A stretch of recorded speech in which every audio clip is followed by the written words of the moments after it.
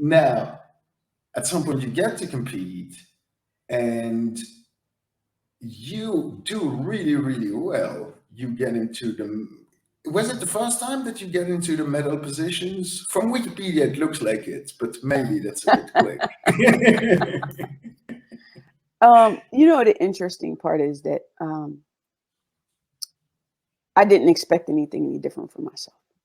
From the very moment I stepped on the track, and from the very moment I went to my very first competition, I didn't expect anything any different. I expected to win, and I don't know where that part comes from. That I expected to win, but I just have, for myself, I just have a winning mentality. Like everything I do, I expect to win. Like I don't go into something and say, hey, I'm going to lose, or I just might lose. Instead, I have exactly the opposite mentality. Like I expect to win, and sometimes people look at me like I'm crazy. Like, okay, you have never done this before, and you expect to win. Sure, I expect to win. Like that's the expectation I have of myself. I don't apologize for that. That's just an expectation that I have. But when going into that competition, I knew that I had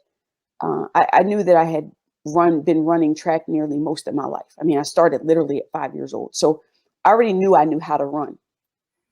And I didn't even have to know my competition per se. I didn't have to know them. I'd seen pictures of them. I didn't have to see them run. I didn't have to know them. I didn't have to know what their strengths or weaknesses. Instead, I knew what I can do. And so when I stepped on the track, I expected to win. And my very first race was a 100-meter race, was at Disney Wide World of Sports, which is like, I'm like, this is perfect because I absolutely love Mickey Mouse. So this is perfect. This is a perfect setup for greatness. Yeah, this is perfect setup for greatness. And so I remember getting on the track, and I started running and was running down the track. And I literally was winning the race like 90 meters away from the 100-meter finish line. Like I'm still winning this race at 90 meters. And then the last 10 meters or so, the girl who won the gold medal at the Sydney Paralympic Games, she passed me at like the last 5-10 meters of the race. So now I knew I was on to something, because here this girl is. She's the gold medalist from the Sydney Paralympic Games. And this is, 2 years removed from the Sydney Paralympic Games. And now I knew I had 2 years now to train to get to the Athens Paralympic Games. I was like, okay, I'm good. I just lost this very first race, like my very first race, I just lost, but that's okay. And because I darn near won the race, people are like, where did you come from? Where have you been? Like, who are you?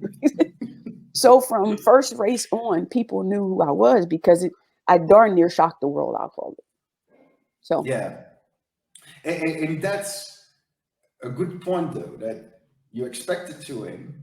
You didn't win. You came second. Mm-hmm. But you came out with the same mentality of, oh, but I expect to win next time. Mm-hmm. And I find this is very common in winners. It's not that they win all the time, Mm-hmm. and it's not that they cannot take defeat, Mm-hmm. but they have that thing that next time I'm going to get you, and Mm-hmm. I'm going to do this and this and that different, and I'm going to get you.